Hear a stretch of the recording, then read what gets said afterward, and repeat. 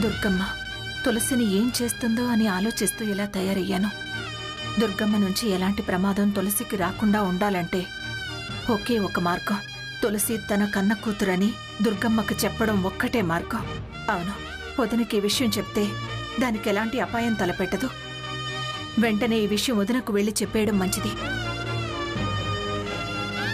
ఎక్కడికి ప్రియా?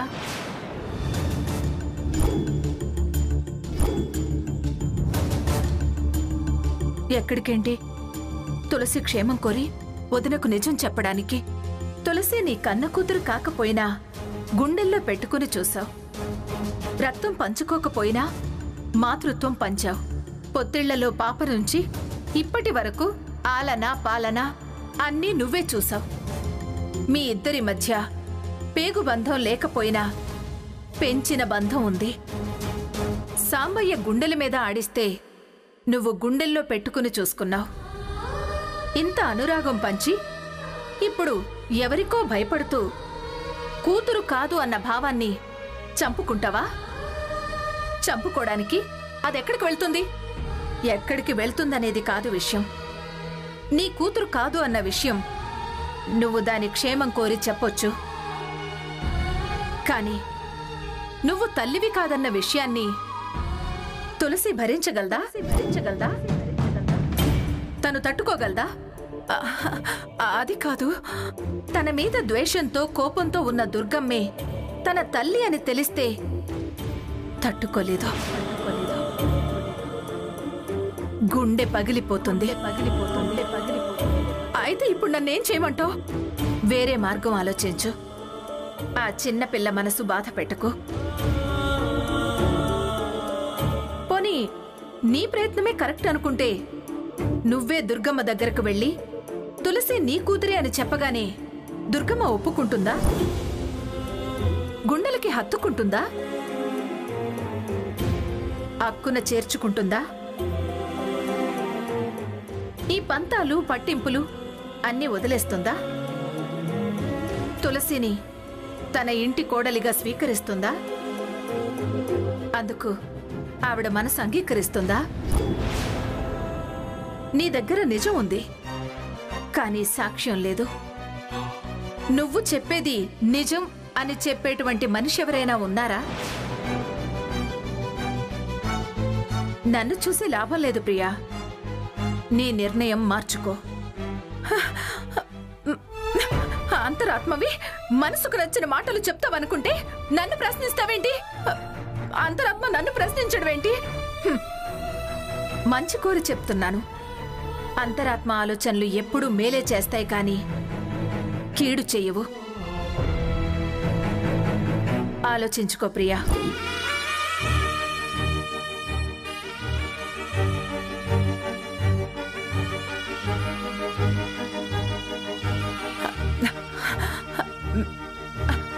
నన్ను ఏదో ఒకటి తేల్చుకొని నువ్వు నన్ను ప్రశ్నించి నాకు ప్రశాంతత లేకుండా చేయకు.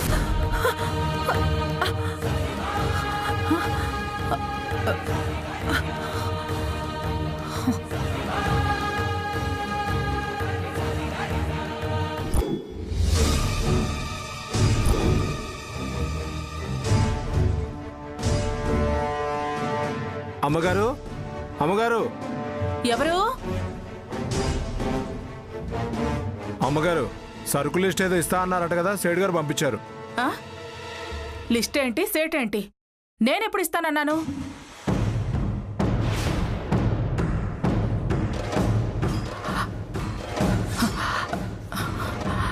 ఏ, మిమ్మల్ని ఊరొదిలి వెళ్ళిపోమన్నాను కానీ ఇంటికి రమ్మన్నానా? ఇక్కడికి ఎందుకు వచ్చావురా? ఆయన చూస్తే నా బతికేమవుతుందో తెలుసా? నా బుర్ర రామకెత్తున పాడేస్తారు. పైగా స్టేషన్లో ఉన్న ఫోటోల్లో ఉండి సచ్చిన మొహాలరా మీవి.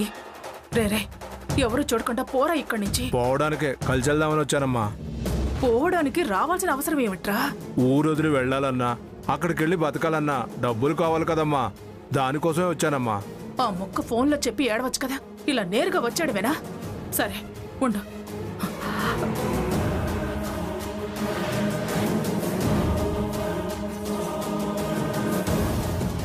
ఇదిగో 50,000 అర్జెంటుగా ఊరు వెళ్ళిపో. మళ్ళీ నేను పిలిచేదాకా రావద్దు. ఈ ఎన్నాళ్ళు వస్తాయమ్మా? రే, అవసరమైనప్పుడు ఫోన్ చేయరా, అంతేకాని ఇలా పత్తాగా రావద్దు. సరేనమ్మా. వెళ్ళిపో.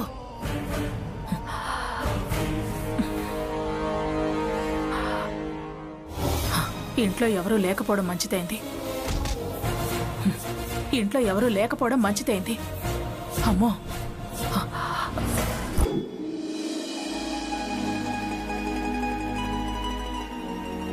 ఏయ్, అంత తొందర ఏంటే? కాసేపు కబుర్లు చెప్పొచ్చుగా. నీకే, నువ్వు మగాడివి, నేను పెళ్లి కావాల్సిన ఆడపిల్లని. లేట్ అయితే మా అమ్మ నాన్న తిట్టరా? చేసుకోబోయేవాడినే కదే. ఏం చేసుకోబోయేవాడివో. రేపు తేడాలు వస్తే భలే ఏది నా జీవితం. పిచ్చి పిచ్చిగా వాగావనుకో, ఇప్పుడే లాక్కెళ్ళి తాళి కట్టేస్తా, జాగ్రత్త.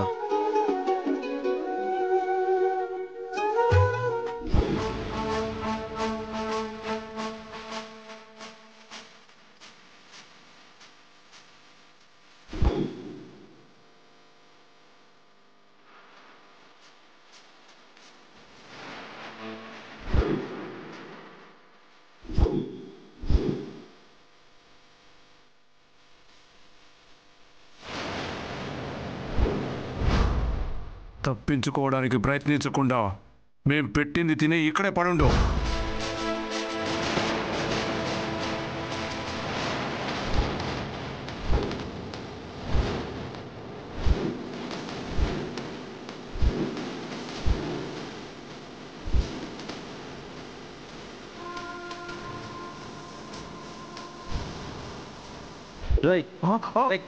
ఎవరా నువ్వు?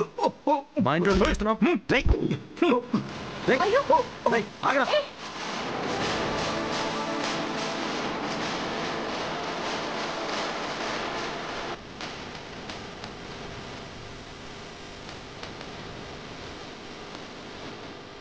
ఏంటిది? విచిత్రంగా ఉంది.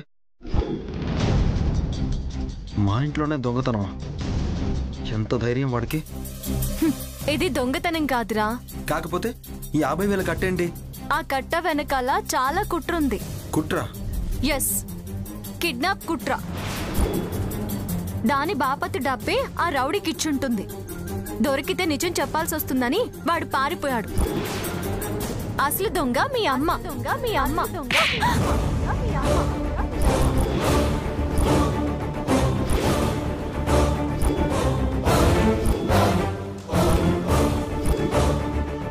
మా అమ్మకి నువ్వంటే పడదని చెప్పు, ఒప్పుకుంటా. అరే, అత్తయ్య అంటే పడదని చెప్పు, ఒప్పుకుంటా. మామయ్య అంటే చురకనాను, ఒప్పుకుంటా. మన పెళ్లి ఇష్టం లేదని చెప్పు, అంగీకరిస్తా. మా అమ్మ మొండిదని చెప్పు, సహిస్తా. అంతేగాని కిడ్నాపులు, హత్యలు చేయించే క్రిమినల్ అంటే మాత్రం సహించను, క్షమించను. అటు మా నాన్న, మీ నాన్న, అత్తయ్య, నువ్వు, నలుగురు 4 రకాలుగా మా అమ్మను వేధిస్తూనే ఉన్నారు. తను ఎంతగానో బాధపడుతుంది. అమ్మ ఏది చేసినా, ఎంత చెడైనా నా కోసం చేస్తుంది. మా అమ్మ నా సంతోషం కోరే మనిషి. తనని క్రిమినల్ అని మాట్లాడితే నా సమాధానం ఇలాగే ఉంటుంది. నేను భరించలేను. ఆదిత్య, నన్నే కొడతావా? చూస్తాను రండి సంగతి. రేపు పెళ్ళయ్యాక చూస్తాను బిడ్డా. చింతకింత బదిలిస్తా. ఏంటి బే, నా మీదే చేయి చేసుకుంటావా? చెప్తాను, సరిగ్గా చెప్తాను బిడ్డా. లెక్క బరాబర్ తేలుస్తా.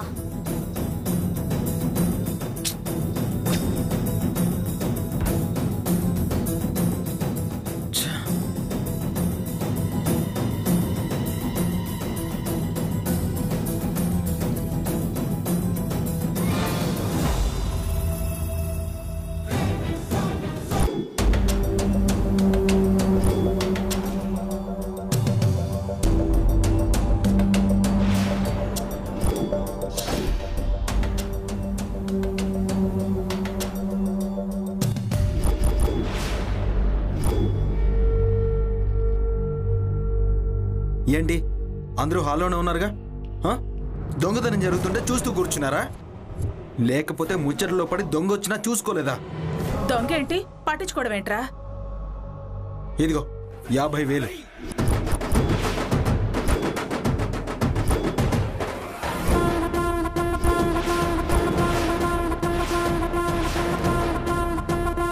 నేను బయట నుంచి వచ్చేటప్పుడు వాడు ఇంట్లోంచి వస్తున్నాడు.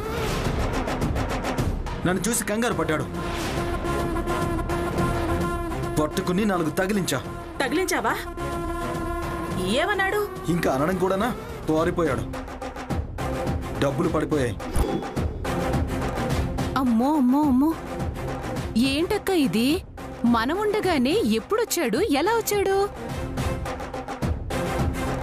డబ్బులు మాత్రమేనా ఆదిత్య? నగలేమైనా తీసుకెళ్లిపోయాడా? అక్క చూసావా? అసలు నా బీరువాలో 50,000 లేవే. నగలన్నీ లాకర్లోనే ఉన్నాయి కదా. అంటే ఈ డబ్బు మంది కదా? మంది కావురా. భలే వాడివే ఆదిత్య. మనవి కాకపోవడం ఏంటి? ఆ 50,000 నావే. ఎందాక ఇక్కడ పెట్టి మర్చిపోయాను. పోయిపోయా దొంగ కళ్ళు నా డబ్బు మీదే పడిసొచ్చాయి. ఇలా ఇవ్వ ఆదిత్య. ఏంటి ఇచ్చేది? ఎంక్వైరీ చేశాక ఇస్తా.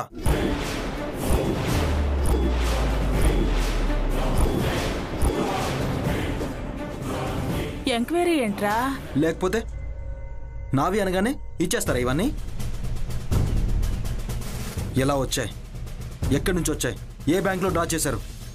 ఇవన్నీ చాలా ఉంటాయి. అవును, ఆ తులసేంట్రా?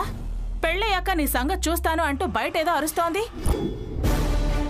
దానికి మెంటలేమైనా వచ్చిందా? చెప్పు బావా, అదెందుకలా రెచ్చిపోయింది? పెళ్ళయ్యాక అంటుంది. అదెవరు నిన్ను చేసుకోవడానికి? అయినా బిడ్డ గిడ్డ అని వార్నింగ్లు ఇవ్వడం ఏంటి? బావా అన్న గౌరవం లేకుండా ఎందుకలా? అదేంటో చెప్పు. దాని సంగతి నేను చూస్తాను. చెప్పు బావా, ఎందుకలా ఉంది? చెప్పు బావా.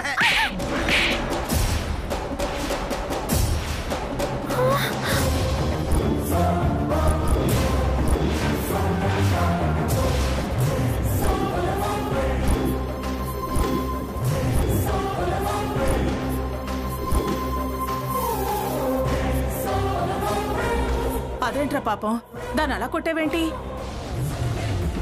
దాన్ని ఇలా కొడితేనే అలా అంది. కొడితే హ్యాపీ అత్తయ్యా. బావ కొట్టినా తిట్టినా నేనేం ఫీల్ అవ్వను. నేనైతే చాలా హ్యాపీ. అమ్మని కమ్మని దెబ్బా ఎంత హాయిగా ఉందిరో యబ్బా అని పాట వేసుకుంటాను బావా. ఛీ!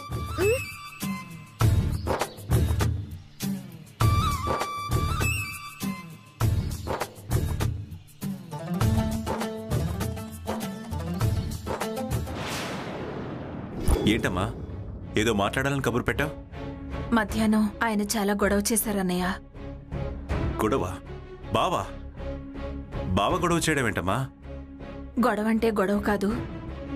వదిన విషయంలో ఆయన ఎందుకు అనుమానపడుతున్నారు. తులసికి ఏమైనా జరుగుతుందేమని బాధపడుతున్నారన్నయ్య. అసలేం జరిగింది ప్రియా?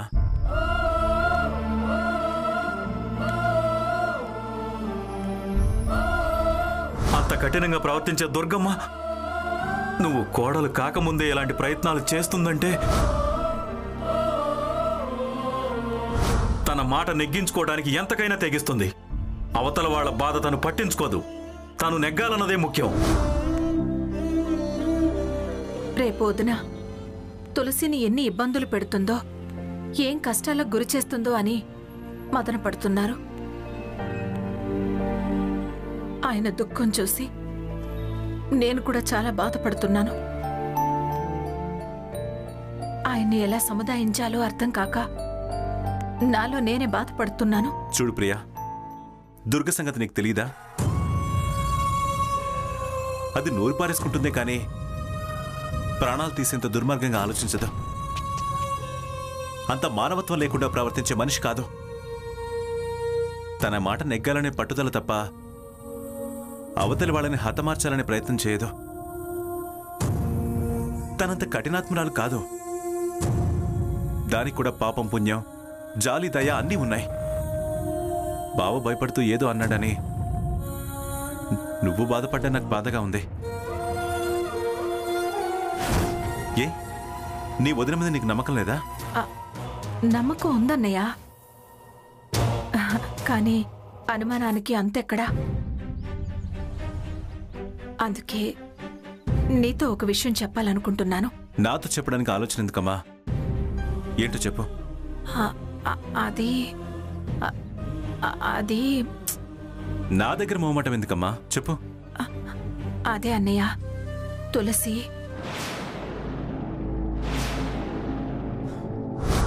తన మీద ద్వేషంతో కోపంతో ఉన్న దుర్గమ్మే తన తల్లి అని తెలిస్తే తట్టుకోలేదు.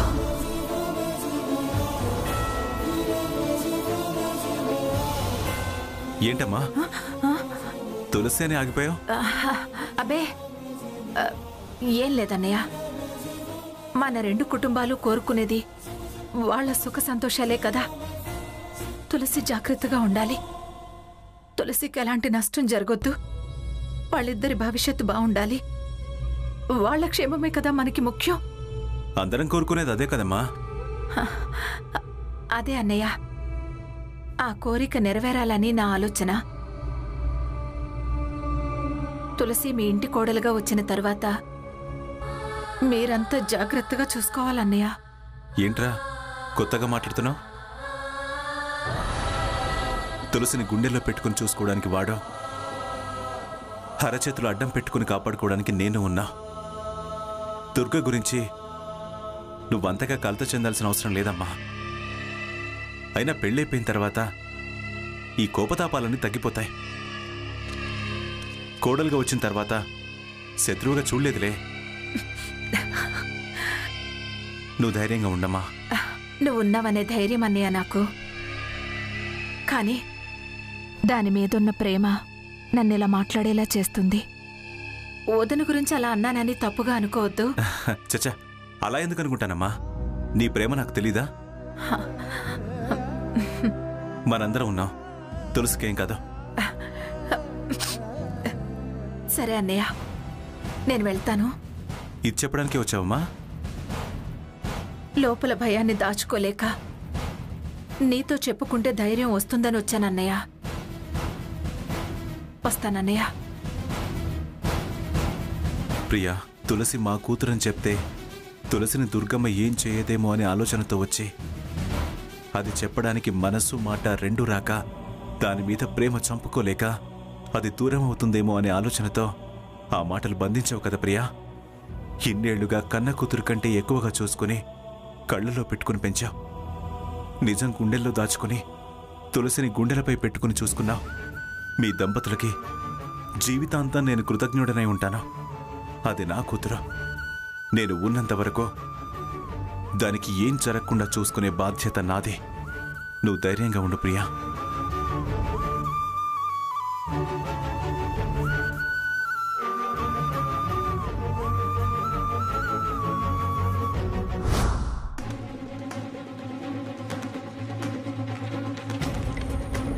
ప్రియా,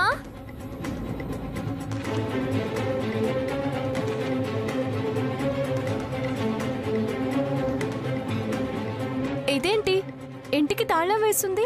ప్రియా ఎక్కడికి వెళ్ళింది? ప్రియా వెళ్ళింది సరే, వెంకటలక్ష్మైనా ఉండాలిగా, అదెక్కడికి వెళ్ళుంటుందబ్బా? అది ఆ దుర్గమ్మ ఇంటికే వెళ్ళుంటుంది. వెళ్ళి చూస్తా. అదక్కడుంటే కాస్త గడ్డి పెట్టొస్తాను, సరిపోతుంది.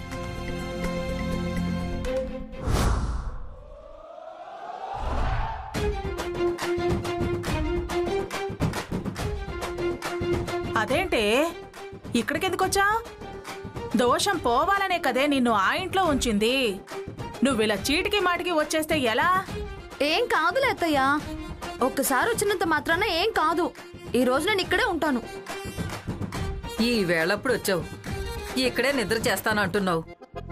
47 నిన్నే తింటావా? అబ్బా నువ్వు ఉండవే సత్యాలు. ఇట్లాగైతే ఎట్లాగే? అసలు ఏమైందే? నిద్ర చేస్తే దోషం పోతుందా? ఎన్ని రోజులు అక్కడే ఉన్నాను కదా, ఇంకా పోదా? పోదు కాబట్టే పెళ్లి వరకు నిన్ను అక్కడే ఉండమన్నారు పంతులు గారు. వాళ్ళేదో పంతులలా ఉన్నారు. పిచ్చి పిచ్చిగా వాగితే మాడు పగులుతుంది. శాస్త్రాలు తెలిసిన పంతుల్ని ఏంటే అలా అంటావు? గుర్తుకొచ్చినప్పుడల్లా ఇక్కడికొచ్చి నిద్ర చేస్తానంటావు. రాకూడదంటే పర్వాలేదు అంటావు. నీకేదో శాస్త్రాల గురించి తెలిసినట్టు మాట్లాడుతున్నా. దీనికి పైత్యం బాగా ఎక్కువైనట్టుంది. ముందు మర్యాదగా అక్కడికి వెళ్ళు. వెళ్ళు. నేను వెళ్ళనత్తయ్యా. ఏమైందే? అసలు ఎందుకు వెళ్ళనంటున్నావు? నేను అక్కడికి వెళ్ళి దాంతో మాటలు పడలేను. నాకు అక్కడ ఉండాలంటే దుఃఖం వస్తుంది. అయ్యో తల్లి, నీకెన్ని కష్టాలు వచ్చాయే. నువ్వు ఓదార్చడం ఆపు పిన్ని. నువ్వు ఇలాగే ఓదారుస్తుంటే అది ఒక్క రాత్రి కాదు, ఇక్కడే ఉంటానని నెత్తికెక్కుతుంది. నువ్వేవి దాని గారాబం చేయకు. ఏదేవైనా దాని మంచి కోరే కదా మనం చెప్తోంది.